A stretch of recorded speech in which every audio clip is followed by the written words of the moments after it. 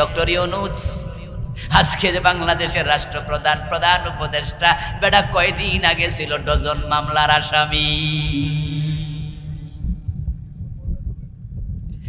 এই যে কিছুদিন আগে হে বেটা ছিল মামলার আসামি, হেরে কইছিল পদ্মা নদীতে চুবাইতে হইব মোট কয়বার, কইছে টুপ টুপ করে 2 বার চুবাইতে। এবং ডক্টর ইউনূস এক সাক্ষাৎকারে বলছে যে আমার 2 বার চুবাইতে বলছে, তবে আবার বেশিক্ষণ যেন না রাখে, মইরা যেন না যায়, এই জন্য বলছে আবার তুলে লাই টুস করে। ও বেটার বিরুদ্ধে বিশাল বিশাল বড় বড় মামলা দিল, যখন আদালত উনি হাজিরা দিতে গেছে কারেন্ট দিছে অফ করে, লিফট আর ওঠে না, 8 তলায় হাঁটাইয়া তুলছে, বেটার বয়স 84। আদালতের ইয়াক এজলাসে দাঁড় করে কাঠগড়ে দাঁড় করে রাখছে, এ বুড়া বেটারে হাঁটাইয়া তুলছে। কত মামলা, অভাব নাই।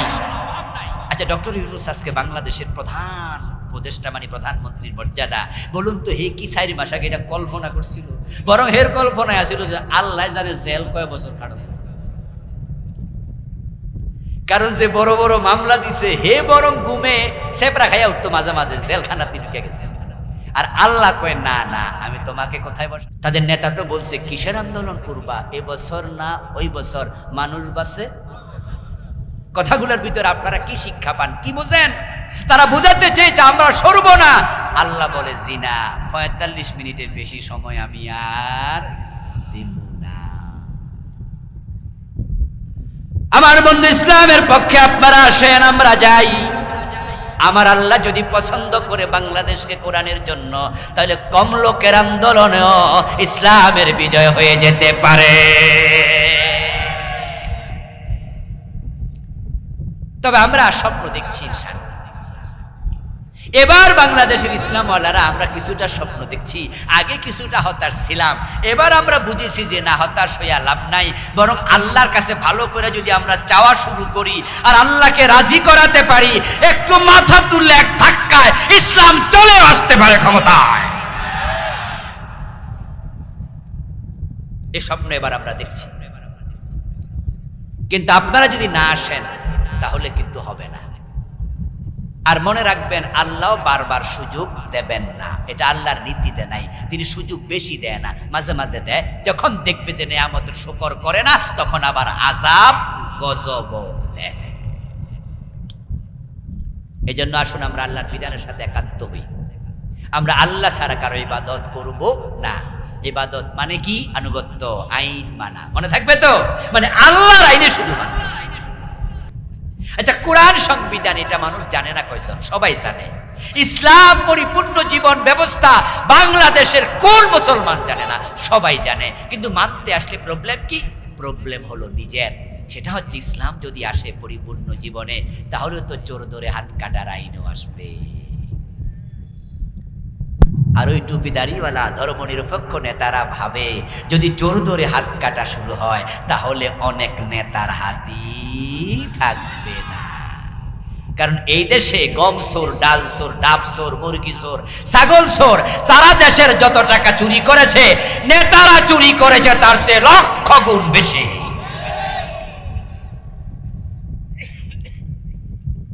আমার প্রিয় ভাইরা, আমাদের নেতৃত্ব নিজে বললেন যে তার বাড়ির ফিয়ন কত কোটি টাকার মালিক? 400 কোটি। আপনি ভাবতে পারেন, ফিয়ন যদি 400 কোটি টাকার মালিক হয়, তাহলে বাড়িওয়ালা কত কোটি টাকার মালিক? আচ্ছা, আপনারা এখানে যারা আছেন সাধারণ মানুষ, কানাডায় বেগম পাড়ায় কার কার ফ্ল্যাট আছে? হাত তোলা দেন। আমাদের কারণে কানাডায় বেগম পাড়া কারা বাড়ি বানাইলো, কারা ফ্ল্যাট কিনলো, তাদের মাঝে খোঁজ নেন যারা সরকারের চাকরিজীবী ছিল এবং গত 15 বছরে সরকার চালাইছে, তারাই আছে অধিকাংশ। পুলিশের সাবেক আইজিপি বেনজির, নাম শুনছেন? বেনজির, আসলে বেনজির শব্দটা হলো বেনজির, এটার আমরা এক শব্দে বেনজির বলি। আসলেও কোনো নজির নাই, হে এক পিস।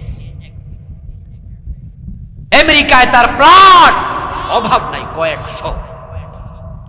পত্রিকায় আসছে সে একা 10,000 কোটি টাকার মালিক। ও দোস্ত, ইসলাম দেখলে তারা ভয় পাবে না কেন? ইসলাম আসলে তো চোর ধরে হাত কাটার আইন আলটিমেট এসে যাবে।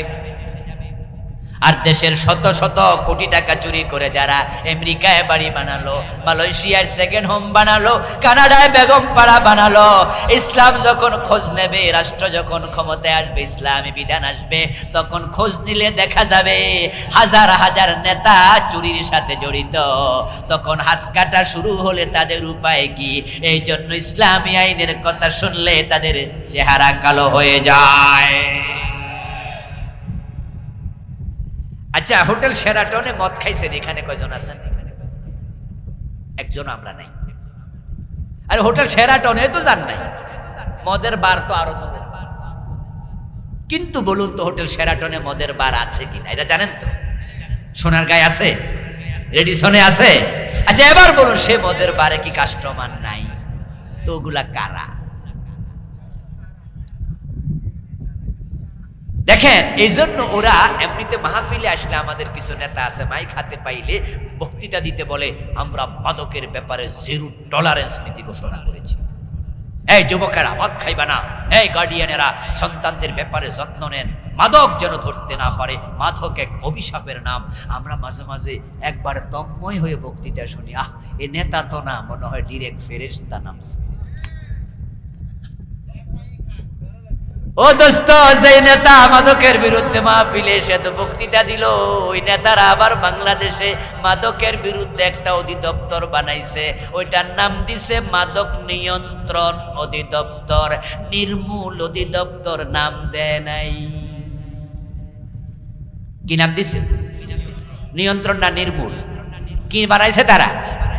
নিয়ন্ত্রণ। আপনারা কি নিয়ন্ত্রণ চান না নির্মূল চান? ইসলাম কি নিয়ন্ত্রণ বলে মাদক না নির্মূল বলে? তো দরকার ছিল মাদক নির্মূল অধিদপ্তর। মাঝে মাঝে দেখবেন রাস্তায় লেখা থাকে, গাড়ি নিয়ন্ত্রণে চালান, স্পিড কমান, নিয়ন্ত্রণ করেন। আমরাও তো ড্রাইভারে বলে, ড্রাইভার নিয়ন্ত্রণে চালা। আচ্ছা, নিয়ন্ত্রণ মানে কি? স্টপ না ধীরে ধীরে? তো ওরা মাদক নিয়ন্ত্রণ অধিদপ্তর বানাইছে, মানে কিছু কিছু খাই। দেখছেন নি উদ্দেশ্য কত খারাপ?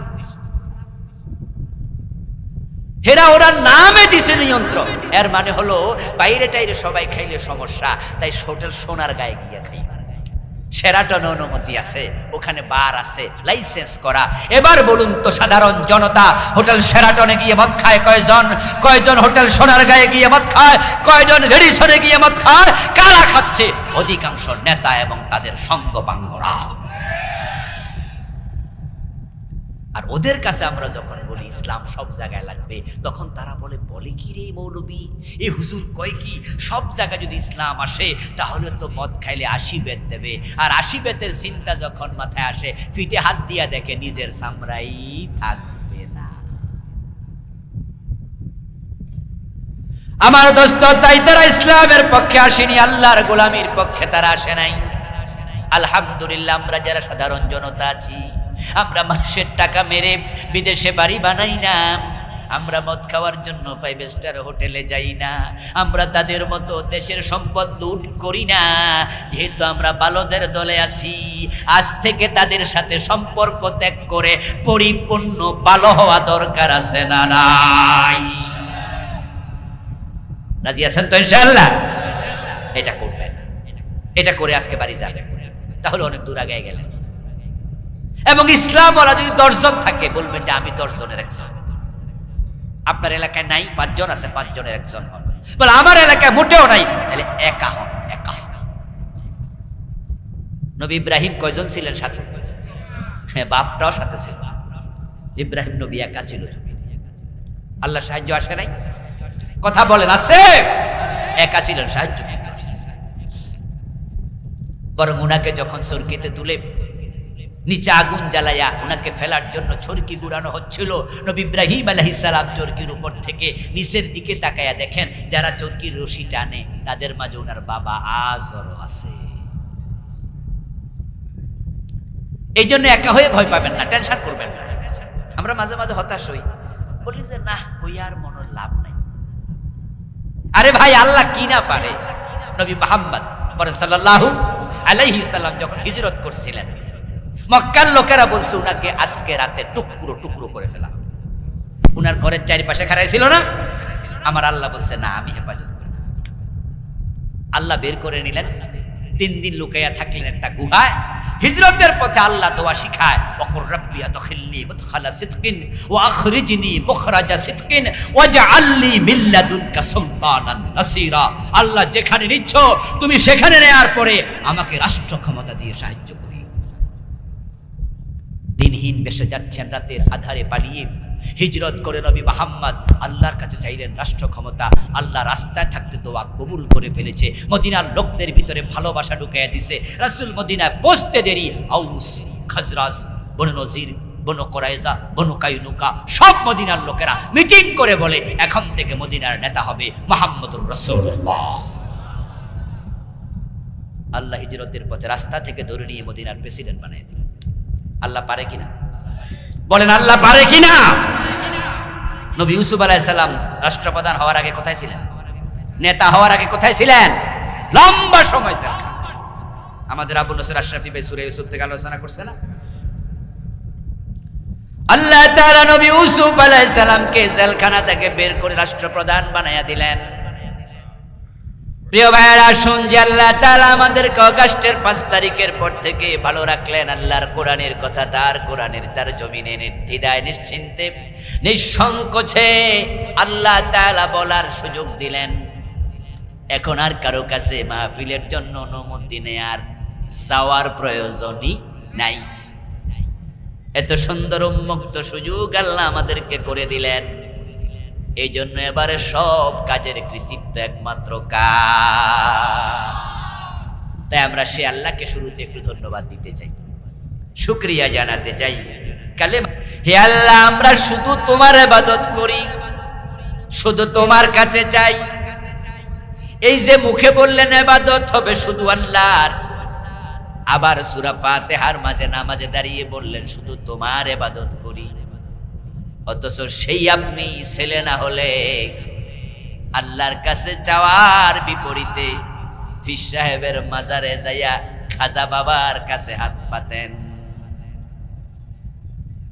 আল্লাহর গোলাম হয়ে আপনি মানুষের কাছে যান, মুখে বলছেন শুধু তোমার কাছে চাই, ইয়াকা নাস্তাইন, তোমার কাছে শুধু চাই। চাইলেন পীরের কাছে, খাজা বাবার কাছে। তাহলে কথার সাথে কাজের মিল নাই। ইবাদত করবেন আল্লাহর, অথচ মসজিদে আল্লাহর ইবাদত সিজদা দিয়া সেই লোকটা আবার মাজারে গিয়ে সিজদা দেয়, এমন লোক বাংলাদেশে আছে না নাই? সে শুধু আল্লাহর ইবাদত করলো না সাথে আরেকজনেরও করলো?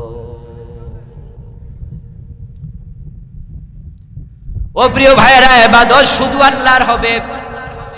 এখন ইবাদত কি, এটা না বুঝার কারণে আজকের মাহফিলে যারা আছেন তারা অনেকে পেছ লাগাইছেন জীবনে। মনে মনে ভাবছেন হুজুর আমি তো পীরের কাছে ছেলে চাই নাই, কোনোদিন মেয়ে চাই নাই, তাহলে আমি তো অন্যের কাছে চাওয়া থেকে মুক্ত। আমি তো ভণ্ড পীরের পায়ে কোনোদিন সেজদা দেই নাই, আমি তো অন্যের ইবাদত করি, তা থেকেও মুক্ত। কিন্তু বলুন তো, ইবাদত অর্থ যদি হয় আনুগত্য, ইবাদত অর্থ যদি হয় আদেশ মেনে নেয়া, ইবাদত অর্থ যদি হয় চাকরি করা, গোলামি করা, তাহলে নামাজ পড়ো, এটা কি ইবাদত নয়? কেন? আল্লাহ বলছে পড়ো, তাই তার কথা আনুগত্য করা ইবাদত। তিনি বলছেন রোজা রাখো, ইবাদত, কারণ তিনি বলেছেন তার আনুগত্য, এটাই ইবাদত। আবার যখন ঘুম থেকে উঠবেন ফজরের টাইমে, উঠে দেখলেন সূর্য উঠতেছে, তখন নামাজ পড়বেন না, বিরত থাকবেন। কারণ প্রিয় নবী আল্লাহর পক্ষ থেকে আমাদেরকে মেসেজ জানাইছে সূর্য যখন ওঠে তখন নামাজ পড়া যাবে না। তখন আল্লাহর এই আদেশটা মেনে আনুগত্য করে নামাজ না পড়ে বিরত থাকাটাও ইবাদত। রমাদানে রোজা রাখলেন, এটা ইবাদত। কিন্তু ঈদের দিন যখন আসলো তখন কি রোজা রাখা যাবে? রাসূলুল্লাহ বলেছেন 5 দিন রোজা রাখবে না। ঈদুল ফিতরের দিন, ঈদুল আজহার 4 দিন, 10 তারিখ, 11 তারিখ, 12 তারিখ, 13 তারিখ, এ মোট কয় দিন? এখন ঈদের দিন যদি কেউ রোজা রাখে সওয়াব হবে না গুনাহ হবে? কারণ সে আল্লাহর ইবাদত করে নাই। ইবাদত মানে শুধু রোজা নয়, নামাজ নয়। ইবাদতের মূল মর্ম হলো আল্লাহর কথা মেনে চলা। তাই তো আপনি সূর্য ওঠার সময় নামাজ পড়লে গুনাহ হবে, ইবাদত হলো না। ঈদের দিন রোজা রাখলে গুনাহ হবে, ইবাদত হলো না। তাহলে বাংলাদেশের লোকেরা ইবাদত বলতে যা বোঝে নামাজ, রোজা, হজ, যাকাত, তাসবিহ, তাহলিল, জিকির, আজকার, পর্দা, পুশিদা, হালাল হারাম বেঁচে চলা, এই বুঝটা অসম্পূর্ণ। যদি নামাজ ইবাদত হতো তাহলে সূর্য ওঠার সময় পড়লে গুনাহ হবে কেন? রোজা যদি ইবাদত হতো তাহলে ঈদের দিন রাখলে গুনাহ হবে কেন? ইবাদত তো ভালো জিনিস। আসলে ইবাদত মানে নামাজ নয়, রোজা নয়। যেমন মাগরিবের ফরজ কয় রাকাত, কেউ যদি 4 রাকাত পড়ে 1 রাকাত বাড়াইয়া দেয় ইবাদত হবে তো? এই নামাজ পড়ছে এটা কিন্তু ইবাদত নয়।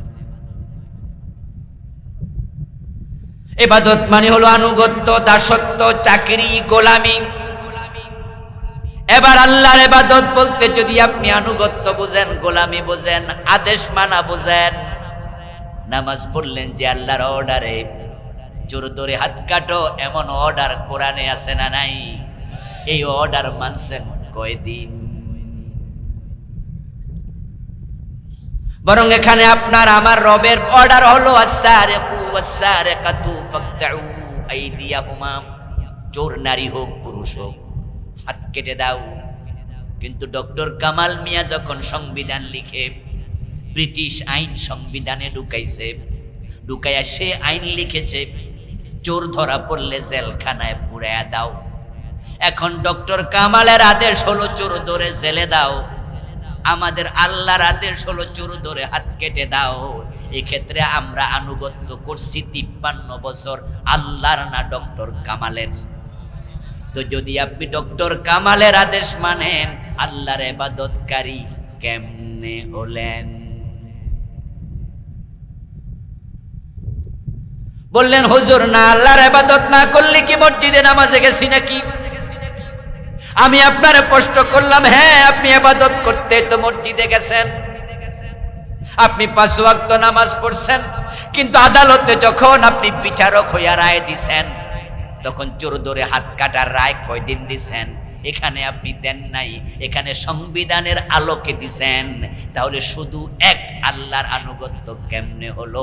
আপনি তো আনুগত্য করলেন একাধিক জনের, আর যারা একাধিক জনের কথা মানে তারা এক আল্লাহর গোলাম আর থাকে না।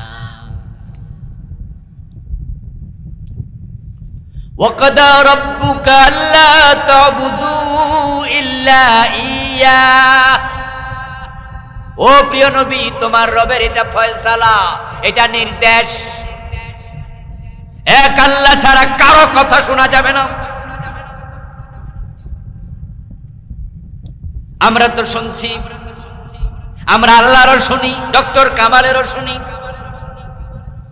এই যে আমরা দ্বিচারী হয়ে গেলাম, দ্বিমুখী হয়ে গেলাম, যারা দ্বিমুখী হয় তাদেরকে বলা হয় মুনাফিক।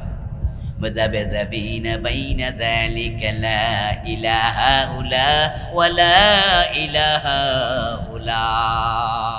ওদের চরিত্র কেমন হবে? আল্লাহ বলতেছে যারা মুনাফিক তারা দ্বিমুখী হয়ে যায়, তারা এদিকেও না ওই দিকেও না, বরং সবার সাথে তাল মিলায়।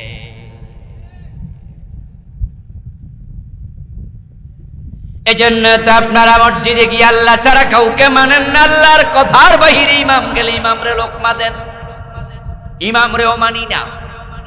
ইমাম যদি জোহরের নামাজ 2 রাকাত পড়ার পরে তাহিয়াতু না পড়ে, বরং তিনি 2 রাকাত পরে সোজা হইয়া দাঁড়ায়া যায়, আমরা সবাই দাঁড়িয়ে যাব না লোকমা দেব। ওই ইমাম যদি আপনার বাবা হতো ছাড় দিতেন? ওই ইমাম যদি আপনার পীর সাহেব হতো, আমার বাবা আমার পীর যেই হোক, রাসূল বলেছে 2 রাকাত পরে আত্তাহিয়াতু পড়া ওয়াজিব। এবার বলুন তো প্রিয় নবী যে বিধানগুলো দিয়েছেন বানায়া বানায়া দিছে না আল্লাহ শিখাইছে? এই যে নামাজ 2 রাকাত পরে আত্তাহিয়াতু পড়তে বসতে হয়, এটা নবী মুহাম্মদ বানায়া প্রচলন করেন নাই। হ্যাঁ, তিনি আমাদেরকে বলেছেন সাল্লু কামা রাআইতুমুনি উসাল্লি, তোমরা নামাজ পড়ো সেভাবে আমি নবী মুহাম্মদকে নামাজ পড়তে দেখেছো যেভাবে। এখন 2 রাকাত পরে আমি বসেছি, আত্তাহিয়াতু পড়েছি, তোমরাও পড়ো। তবে শোনো, এই যে 2 রাকাত পরে আত্তাহিয়াতু পড়তে বসলাম, এটা কিন্তু আমি বানায়া প্রচলন করি নাই। قال النبي صلى الله عليه وسلم أمني جبريل عند البيت مرتين, কিভাবে নামাজ পড়তে হয় আল্লাহ জিবরিল আমিনকে ইমাম বানায়া আমাকে 10 ওয়াক্ত নামাজ পড়ায়া শিখাইছে। সহিহ বুখারীর riwayat আম্মানি জিবরিল ইনদাল বাইতি মাররাতাইন, প্রিয় নবীজি বলছেন জিবরিল আমিন 2 বার 2 দিন আমার ইমামতি করছে। নামাজ যখন ফরজ হলো মেরাজের রাতে, প্রিয় নবীজি 10 ওয়াক্ত 5 ওয়াক্ত নামাজ নিয়ে চলে আসলেন। 50 ছিল 45 কমে গেল, 5 ওয়াক্ত নিয়ে জমিনে আসলেন। আল্লাহ পরদিন জিবরিলকে পাঠিয়ে দিলেন, যান কাবাতে আপনি রাসূলুল্লাহর ইমাম হন, উনাকে পিছনে দাঁড় করান, তারপর আপনি কেমনে নামাজ পড়তে হয় ইমামতি করে রাসূলকে শিখান। প্রথম দিন 5 ওয়াক্ত পড়লেন, প্রথম ওয়াক্তে আউয়াল ওয়াক্তে। দ্বিতীয় দিন 5 ওয়াক্ত পড়লেন আখের ওয়াক্তে। 2 দিনে মিলে কয় ওয়াক্ত হলো? এবার জিবরিল আমিন বলতেছে, ইয়া রাসূলুল্লাহ, আমি 10 ওয়াক্ত নামাজ ফার্স্ট টাইম লাস্ট টাইম আউয়াল ওয়াক্ত আখের ওয়াক্ত পড়ে আপনাকে দেখাইয়া দিলাম। আমার আল্লাহ আমারে পাঠাইছে যেন আপনাকে আমি নামাজ পড়া শিখাই। এটাই হলো নামাজের ওয়াক্ত, এর বাহিরেও যাবেন না, সামনেও যাওয়া যাবে না।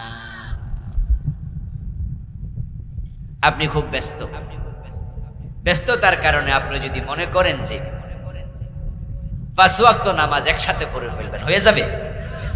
সময় নির্ধারিত, কোন সময় শুরু কোন সময় শেষ এটা আল্লাহ জিবরিলকে পাঠায়া রাসূলকে দেখাইয়া দিয়েছে। এর বাহিরে যাওয়া যাবে না।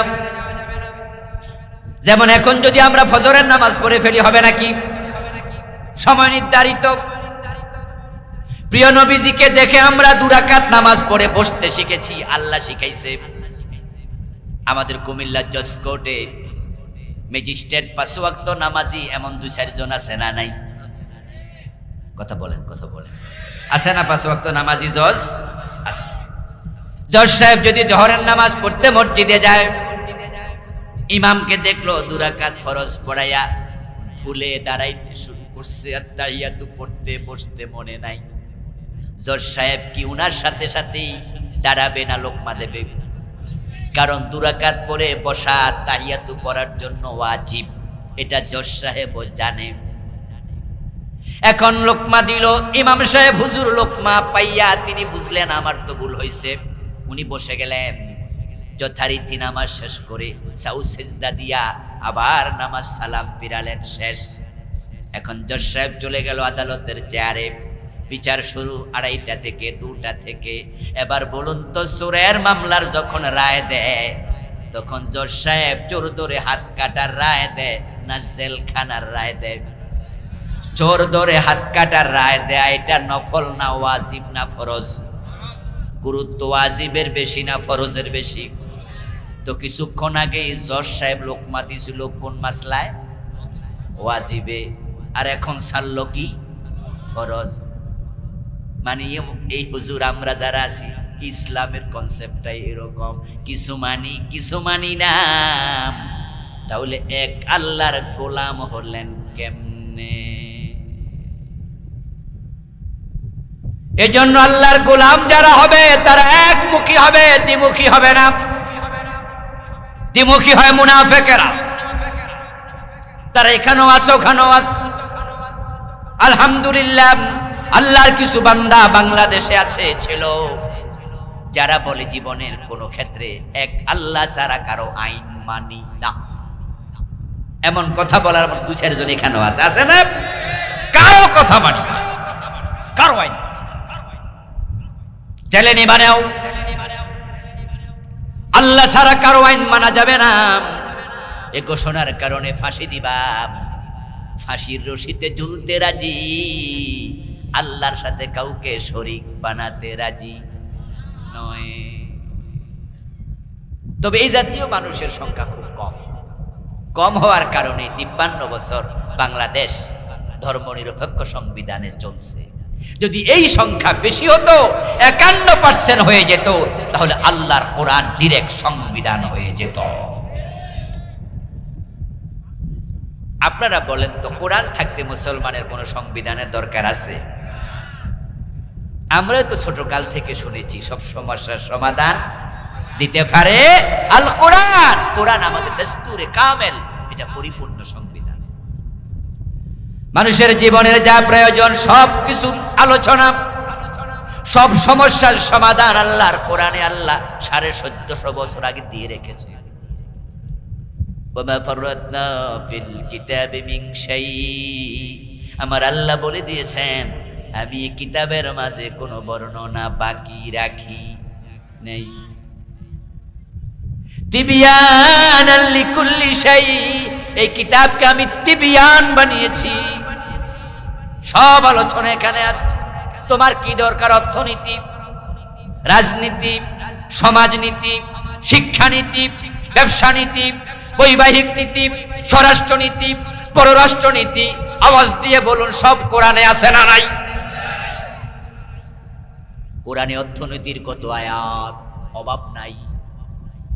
আহাল্লাল্লাহুল বাইআ ওয়া হাররামার রিবা ওয়াইলুল লিল মুতাফফিফিন আল্লাযীনা ইযা ইক্তালু আলান নাসি ইস্তাওফুন ওয়া ইযা কালুহুম আও ওয়াজানুহুম ইউখসিরুন।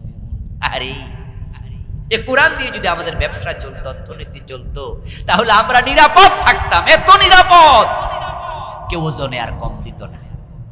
ওজনে কম দেওয়ার ব্যাপারে আল্লাহ তাআলা কোরআনে কত আয়াত, ওয়ালা তুখসিরুল মিজান আসেনি, ওয়াকিমুল ওয়াজনা ওয়ালা তুখসিরুল মিজান।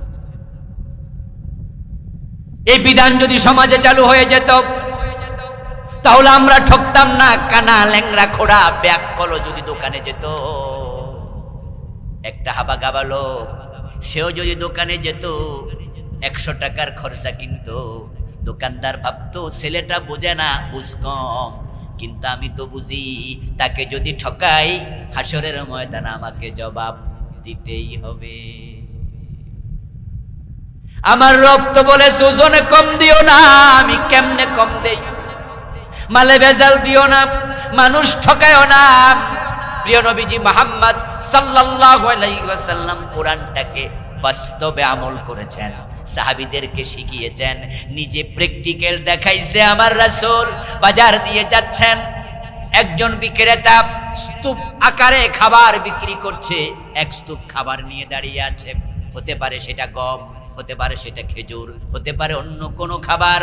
বিক্রেতা বিক্রি করবে, আল্লাহর হাবিব গেলেন, গিয়ে তার স্তূপের ভিতরে উনার পুরাটা হাত তিনি ঢুকাইয়া দিলেন। ঢুকাইয়া ভিতর থেকে এক মুষ্টি খাবার বের করলেন,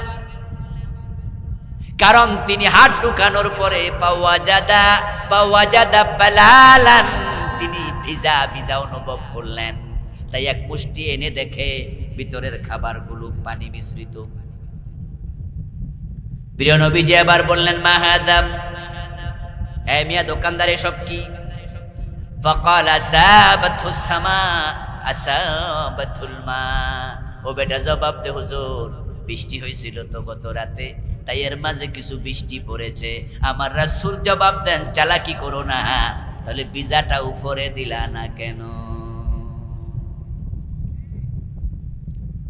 চালাকি করে জবাব দিও না। বৃষ্টি হয়েছে, আসাবাতুস সামা, আকাশ তাকে পেয়েছে, আমি বুঝেছি বৃষ্টি হয়েছে, কিন্তু তুমি যদি উপরে দিতা তাহলে ক্রেতা বুঝতো তোমার মালে ভেজা এবং শুকনা দুইটা আছে, কিন্তু শুকনা গুলা উপরে দিলা, ভিজা গুলা ভিতরে দিলা। এই চালাকি কেন করলে? এবার শোনো, মান গাশশানা ফালাইসা মিন্না। রাসূলুল্লাহ মূলনীতি বলে দিলেন, যে মানুষকে ধোঁকা দেয় সে আমার উম্মত থাকে না। আরে ইসলামে কি নাই? কি নাই? সব আছে। কিন্তু আমরা কি করলাম? আমরা মসজিদ ইসলাম মানি, মসজিদের বাহিরে আর। অথচ আপনি এবং আমি ইবাদত করব শুধু আল্লাহর। ইবাদত মানে আনুগত্য, গোলামি, চাকরি। এখন চাকরি কয় ঘন্টা করবেন? সময়সীমা কত? দুনিয়া যখন মানুষ 10,000, 20,000, 50,000, 1 লাখ এই টাকার বিনিময়ে চাকরি আমরা করি, স্কুলে করি, মাদ্রাসায় করি, গার্মেন্টসে করি, ব্যাংকে করি। আমরা যখন চাকরিতে যাই, আন্তর্জাতিক নিয়ম হলো চাকরির সময় হলো 8 ঘন্টা। কিন্তু আমরা যে আল্লাহর চাকরি করলাম, গোলামি করলাম, এ গোলামির সময়সীমা হলো ওয়াবুদ রাব্বাকা হাত্তা ইয়াতিয়াকাল ইয়াকিন। তোমার মৃত্যু আসা পর্যন্ত রবের গোলামি করতেই থাকো। ওমা খালাকতুল জিন্না ওয়াল ইনসা ইল্লা লিয়াবুদুন। আমি তোমাকে মানুষ বানিয়েছি। শোনো, যতদিন তুমি মানুষ থাকবা আমার গোলামির বাহিরে এক কদমও দিও না। মানুষ থাকবা যতক্ষণ, গোলামি করবা ততক্ষণ। যদি কখনো নিজেকে মনে করো তুমি অমানুষ, আর গোলামি দরকার নেই। তুমি পশু, গোলামি করো না। মানুষের মাঝে কিছু কিন্তু পশু আছে, উলাইকা কাল আনআম বাল হুম আদাল। আল্লাহ কয় কিছু আছে পশু, পশুর চেয়ে আরো খারাপ, ওদের গোলামি লাগবে না। হুজুর মসজিদে ওয়াজ করতেছে, এই মুসল্লিরা নামাজ কাজা করবেন না। নামাজ যদি কাজা করেন তাহলে 80 হুকবা জাহান্নামে যাবেন। এক মুসল্লি জিজ্ঞাসা করতেছে, হুজুর 80 হুকবা কি জিনিস? বললো 1 হুকবা মানে 1 কোটি 86 লক্ষ বছর। হুজুর বলতেছেন 1 হুকবা 1 কোটি 86 লক্ষ বছর, তাহলে 80 হুকবা। সুবহানাল্লাহ।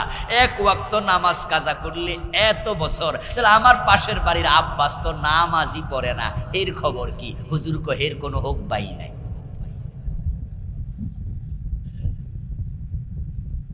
যারা আল্লাহর গোলামি করবে না, নিজেকে পশু মনে করবে, নিজেকে তারা অমানুষ মনে করবে, তাদের ব্যাপারে আমাদের আজকের আলোচনাই না, ঠিক না? আলোচনা হলো তাদের জন্য যারা আংশিক ইসলাম মেনে নিজেকে আল্লাহর গোলাম ভাবছে, তাদের ভুল ভাঙ্গাতেই হবে। ওয়াকাদা রাব্বুকা আল্লা তা'বুদু ইল্লা ইয়্যাহ। তোমার রবের এটা সিদ্ধান্ত, তার ইবাদত ছাড়া কারো ইবাদত করবা না। এখন কিছু মানুষ আছে শুধু এক আল্লাহর কথা মানতে রাজি হবে না।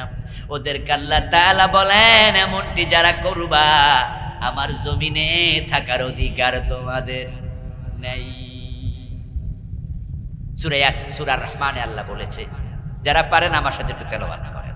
ইয়া মা'শারাল জিন্নি ওয়াল ইনসি ইনিসতাতা'তুম আন তানফুদু মিন আকতারিস সামাওয়াতি ওয়াল আরদি ফানফুদু লা তানফুদুনা ইল্লা বিসুলতান। এবার সবাই পড়ুন, ফাবিআইয়ি আলাই রাব্বিকুমা তুকাযযিবান। সুবহানাল্লাহ পড়েন। আল্লাহ তাআলা বলছে, ও মানুষেরা, ও জিনেরা। আল্লাহ মানুষ এবং জিনকে কেন ডাক দিল? কারণ কিছুক্ষণ আগে তো আমি আয়াত পড়ছি, আল্লাহ তাআলা বলছেন আমি মানুষ এবং জিনকে কেন বানাইছি? আমারে। ওয়া মা খালাকতুল জিন্না ওয়াল ইনসা ইল্লা লিয়াবুদুন। মানুষ এবং জিন ইবাদতের জন্য বানাইছি, তাই তাদেরকে ডাক দিয়া বলেন আমি আল্লাহর আইন মেনে পুরা জীবন চালাতে যারা রাজি নও, আমি আল্লাহ বলছি আমার আকাশ এবং জমিনের সীমা থেকে বেরিয়ে যাও। আপনাদের নিমসার এলাকায় বিল্ডিং ভাড়া দেয় দূর থেকে এসে ভাড়া থাকে এমন লোক কি 2-4 জন আসেনি? আচ্ছা তাহলে আছে। গ্রামে গঞ্জে তো কমই থাকে, কুমিল্লা শহরে তো অ্যাভেলেবেল না। 10 তলা বাড়িতে অনেক ভাড়া দিয়ে থাকছে, বাড়িওয়ালা থাকে একটা প্লাটে, আর বাকি 10টা প্লাট 15টা প্লাট ভাড়া দিয়ে রাখে। আচ্ছা আমরা যারা বাড়ি ভাড়া দেই বা বাড়িতে ভাড়া থাকি, বাড়িওয়ালার কিছু আইন আছে না? প্লিজ কথা বলেন, আসেনি? আসেনি? দেখবেন যে বাড়িওয়ালা আপনার সাথে ভাড়া দেওয়ার সময় কমিটমেন্ট বসবে, চুক্তি ওয়াদা নেবে, কথা বলবে। আপনারা বলবে যে ভাই আমার বাড়িতে থাকলে ভাড়া দিতে হবে মাসে 10,000 টাকা, তবে ভাড়াটা আপনি সপ্তাহের 7 তারিখের ভিতরে দিয়ে দিবেন, এবং আমার সার্ভিস চার্জ দিতে হবে এত টাকা।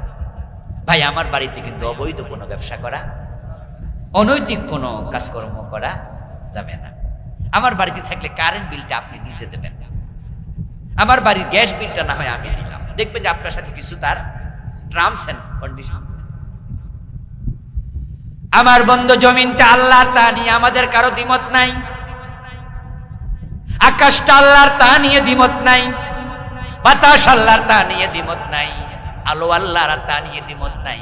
এখন আল্লাহর জমিনে, আল্লাহর আসমানের নিচে আলো বাতাস খাইয়া যদি আপনি এখানে বসবাস করতে চান, আকাশের মালিক কিছু কন্ডিশন দেবে না বুঝি? আপনারা মাগনা দেবে না। আরে ভাই মাগনা, মা অত সন্তানকে মাগনা দেয় না, দোয়াও বিপরীতে কিছু খেদমত করা লাগে। যে ছেলে খেদমত করে এই ছেলে দোয়া পায়, যেটা খেদমত করে না এটা কি খেদমত ওলার মতো দোয়া পায়? ভিক্ষুক ভিক্ষা চায়, ভাই ভিক্ষা দেবে। ভিক্ষুক বলছে ভিক্ষা দেবে, তো এখন যে ভিক্ষা দিব ওর কাছে টাকা নাই আর কি, তো হালকা বিরক্ত হয়েছে, বিরক্ত হয়ে বলতেছে আরে যা তো বেটা। একাধিকবার চাইছে আর বিরক্ত হয়েছে, যা তো ভিক্ষা দিব না, যা। তো ভিক্ষুক আবার এগিয়ে গিয়ে কয়, এই মিয়া ভিক্ষা কি মাগনা দেন, সওয়াব পান না? সামনে যেমনি ধমক দিয়ে আমার তারাই দিলেন, মনে হয় যেন ভিক্ষাটা মাগনা দেন। আচ্ছা এবার আপনারা বলুন তো, ভিক্ষা দিলে যদি সওয়াব না পাওয়া যেত আমরা কি সবাই ভিক্ষা দিতাম? আর বিনিময় ছাড়া কিচ্ছু হয় না, কিচ্ছু হয় না। ও মানুষ এবং জিনেরা, আমার আকাশ এবং জমিনের সীমানা থেকে বেরিয়ে যাও। যদি আমার আইন মেনে তোমার থাকতে মনে না চায়। এবার আল্লাহ বলেন কই যাবেন? মঙ্গল গ্রহে যাবেন, চাঁদের দেশে যাবেন।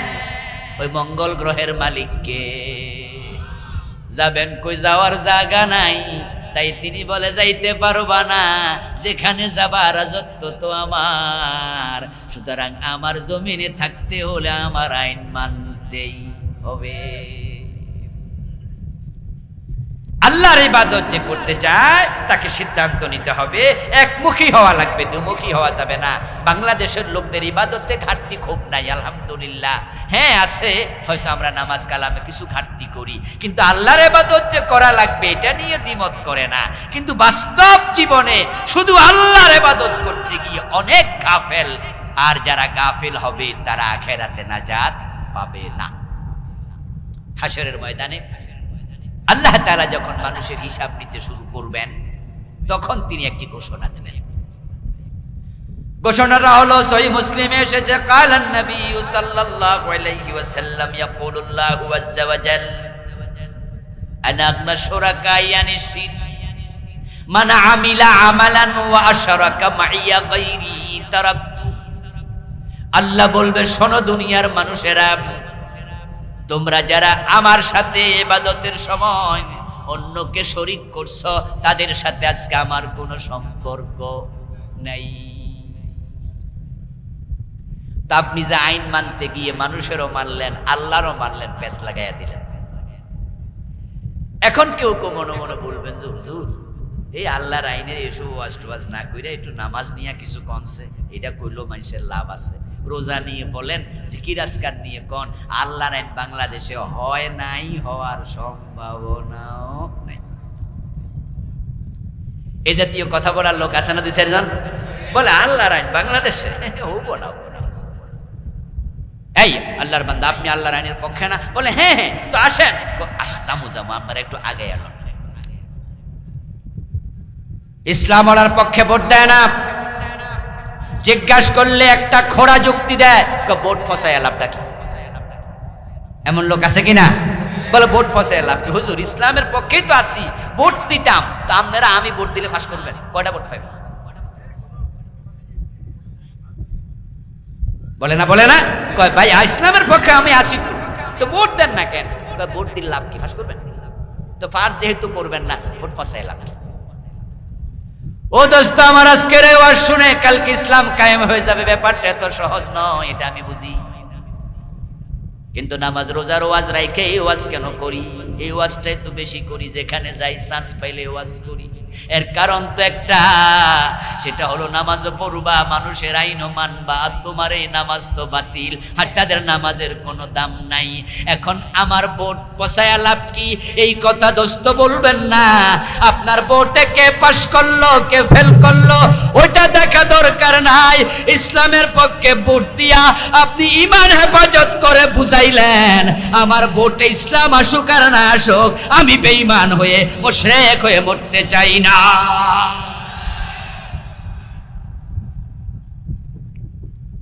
আস-সাইয়্যু মিন্নাহ ওয়াল ইতমামু মিনাল্লাহ। চেষ্টা করব আমরা, সফলতার মালিক কে? জোরে বলেন, সফলতার মালিক কে? আল্লাহ চাইলে অল্প ভোট ওয়ালারও বিজয়ী করে দিতে পারে। কেমনে করবো আমরা জানি না, এটা আল্লাহর ব্যাপার। আল্লাহ যে পারে তার প্রমাণ কোরআনে আছে। আল্লাহ নিজে বলছেন, কাম মিন ফিআতিন কালিলাতিন গালাবাত ফিআতান কাসীরাতাম বিইযনিল্লাহ। কোরআনে আল্লাহ বলেন, এমন ঘটনা অনেক ঘটেছে, ছোট ছোট দল বড় বড় দলের উপর বিজয়ী হয়ে গেছে। বদরের যুদ্ধে মুসলমান ছিল 313, আবু জেহেলের বাহিনী ছিল 1000। বিজয় হয়েছে কার? তাবুকের যুদ্ধে কাফের ছিল 3 লক্ষ, মুসলমান ছিল মাত্র 30,000। কাফেররা যুদ্ধের ময়দানে আসার সাহসী করে নাই, বিনা যুদ্ধে মুসলমানের বিজয় হয়ে গেছে। ও দোস্ত, আপনি আমি সেটা দেখা দরকার নাই। বিজয় হবে কি হবে না এটা আল্লাহর ব্যাপার। যদি হয়ে যায় আলহামদুলিল্লাহ, যদি বিজয় নাও হয়, কমপক্ষে হাসরের ময়দানে আমার আল্লাহ আমার সাথে সম্পর্ক বিচ্ছিন্ন করবেন না। তাই ব্যক্তি জীবন থেকে আন্তর্জাতিক জীবন পর্যন্ত, পাকঘর থেকে সংসদ ভবন পর্যন্ত, জীবনের বটম থেকে টপ পর্যন্ত সব জায়গায় আল্লাহর আইন মানতে রাজি হওয়া দরকার আছে না নাই? আর আল্লাহর আইন মেনে চলার নামই হলো ইবাদত। আল ইবাদাতু হিয়া কাদাউল হায়াতি বিহাসবি আওয়ামিরিল্লাহি তাআলা ওয়া নওয়াহি।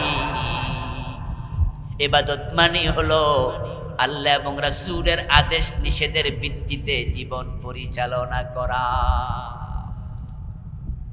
এই চিন্তা যারা লালন করবে তারাই জান্নাতি হবে। তাই তো আল্লাহ তাআলা হাসরের ময়দানে জান্নাত দেওয়ার আগে একটা ঘোষণা করবেন। আল্লাহ বলবেন, ফাদখুলি ফি ইবাদি। তারপরে এবার বলবেন, ওয়াদখুলি জান্নাতি। প্রথমে ওয়াদখুলি জান্নাতি বলবে না, বলবেন ফাদখুলি ফি ইবাদি, আমার গোলামের কাতারে আগে ঢোক। কে আমার ইবাদতকারী ছিল তার আগে লাইনে খারাপ। আপনি কি ভাবছেন তোর মাইরে ঢুকে যাবেন? এত সোজা? হাসরের ময়দানে সব কার নিয়ন্ত্রণে থাকবে? জোরে বলেন কার? সেখানে আপনার আমার কারো নিয়ন্ত্রণ থাকবে না, কোন নবীর না। ওয়াল আমরু ইয়াউমাইদিন লিল্লাহ। এর জন্য নবীরা পর্যন্ত ইয়া নাফসি করবে। সেদিন আল্লাহ ছাড়া কারো কথা চলবে না, ফেরেশতারা পর্যন্ত কথা বলবে না, দাঁড়িয়ে থাকবে সোজা, পাখা নাড়বে, আওয়াজ করবে না। আল্লাহ তাআলা যখন বের হবেন, প্রকাশিত হবেন মানুষের সম্মুখে, ক্বালান নবী সাল্লাল্লাহু আলাইহি ওয়াসাল্লাম ইয়াকশিফু রাব্বুনা আন সাকিহি। সহিহ বুখারীর riwayat, আল্লাহর হাবিব বলেন, আল্লাহ যখন তার কদমের কাপড় তুলবেন, এর মানে তিনি প্রকাশিত হবেন। আল্লাহকে দেখার সাথে সাথে ফায়াসজুদু লাহু কুল্লু মুমিনিন ওয়া মুমিনা, দুনিয়ার নামাজি মানুষগুলো, মুমিন মুমিনাগুলো আল্লাহকে দেখার সাথে সাথে সিজদায় পড়ে যাবে। যখন মুমিন মুমিনা ভালো মানুষেরা সিজদায় পড়ে যাবে, তখন যারা এই 2 নাম্বার ভেজাল মানুষ, এদিকেও ছিল ওইদিকেও ছিল, ওরা দেখবে আমিও তো নামাজ পড়ছি, তাহলে আমি কেন সেজদা করব না?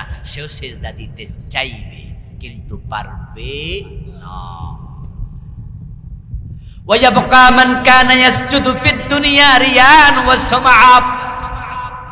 প্রিয় নবীজি সাল্লাল্লাহু আলাইহি ওয়াসাল্লাম বলেন, লোক দেখানোর জন্য যারা নামাজ পড়তো তারাও সিজদা দিতে চাইবে। ফায়াযহাবু লিয়াসজুদা ফায়াউদু যহরুহু তাবাকান ওয়াহিদা। তারা জোহরে আছে আসরে নাই, মাগরিবে আছে এশায়ে নাই, জুমায় আছে ওয়াক্তিয়া নাই, এমন সাপ্তাহিক নামাজি আছে না নাই? জুমার দিন দেখবেন যে মসজিদে লোকে জায়গাই হয় না, আর ফজরের টাইমে 1.5 কাতার। ঢাকার মসজিদগুলোতে দেখা যায় জুমার দিন 2 তালা 3 তালা। আমার মসজিদ, আমি জুমা পড়ে উত্তর এক মসজিদে 2 ওয়াক্ত 2 জুমা, সাভারে এই আপনার সাইনবোর্ডে পড়ে 2 জুমা, উত্তরার মসজিদ 5 তলা, 12:30টার ভিতরে ক্লোজ, রাস্তাঘাট পড়ে। আর সাইনবোর্ড এটা নতুন হচ্ছে, আইরি বাবা মুসল্লি কারে কয়। বাইতুল মুকাররমে গেলে দেখবেন উত্তর গেট দক্ষিণ গেট মুসল্লি আর মুসল্লি, রাস্তায় পর্যন্ত মুসল্লি জুমার দিন। কিন্তু জোহরের টাইমে মসজিদের অর্ধেক, ইশারের টাইমে আরো কম। আমার বন্ধু, যে সমস্ত মানুষগুলো জুমার দিন গেল, আবার আগামী সপ্তাহে আসবে, মাঝখানে 5-35 ওয়াক্ত শেষ, শুধু 1 ওয়াক্তের ঠেলা, 34 ওয়াক্তের খবর নাই। সে দেখবে সব মানুষ সেজদায় গেল, তাই রাসূল বলে সেও সেজদা দিতে চাইবে, কিন্তু আল্লাহ তার মেরুদণ্ডের হাড্ডি কাঠের মতো শক্ত বানাইয়া দেবে। সেজদা দিতে চাইছিল, সেজদা দিতে পারে নাই, কারণ সেদিন সবকিছু নিয়ন্ত্রণ করবেন কে? তো আপনাকে বলা হবে আমার বান্দার কাতারে দাঁড়াও, তারপরে জান্নাতে যাও। তো বান্দার কাতারে আপনি কেমনে দাঁড়াবেন? ফেরেশতা তো লাঠি লইয়া খাড়াই থাকবে, বলবো ওরে পিটাইয়া সভা। সে সুবিধাবাদী ছিল, সুবিধাবাদী ছিল। 5 ওয়াক্ত নামাজ পড়তো, কপালে কালো দাগ ছিল, রমাদানে রোজা রাখতো, অথচ আল্লাহর আইনের কথা বললে চেহারা কালো হয়ে যায়। বলে রাজনীতি ফাজনীতির কথা ওয়াজ করা দরকার নাই তো হুজুর, হুজুর আপনি অন্য ওয়াজ করেন, রাজনীতি আমরা করি, আমরা এগুলো বুঝি। ও দোস্ত, কোরআনের আইনের কথা বললে রাজনীতির গন্ধ খোঁজ, নামাজ পড়তে রাজি, আল্লাহর আইন মানতে রাজি নাই, তুমি সুবিধাবাদী। মনে রেখো, সুবিধাবাদ জিন্দাবাদে মোমেন হওয়া যায় না। আল্লাহর আইনের কথা আমরা বলি, তোমরা তো মানোই না। উল্টা আমরা যারা বলি তাদেরকে রাজাকার বলতো দ্বিধা করে না। আপনারা যারা হতভাগ্যদের দলে যেতে না চান, আল্লাহর বান্দাদের কাতারে দাঁড়িয়ে জান্নাতে ঢুকতে চান, আপনার প্রতি আমার বিনীত করজোর আবেদন যে আজ থেকে আপনি সিদ্ধান্ত নিয়ে বাড়ি যান, মৃত্যু পর্যন্ত জীবনের কোন জায়গায় আল্লাহ ছাড়া কারো আইন মানব না। রাজি আছেন? তাহলে ধর্মনিরপেক্ষ সংবিধান মানার সুযোগ আর কই? সুযোগে তো নাই। এই 53 বছর যাদের সাথে চলেছেন আজকে তওবা করে ফেলেন, ওরা ধর্মনিরপেক্ষতাবাদী।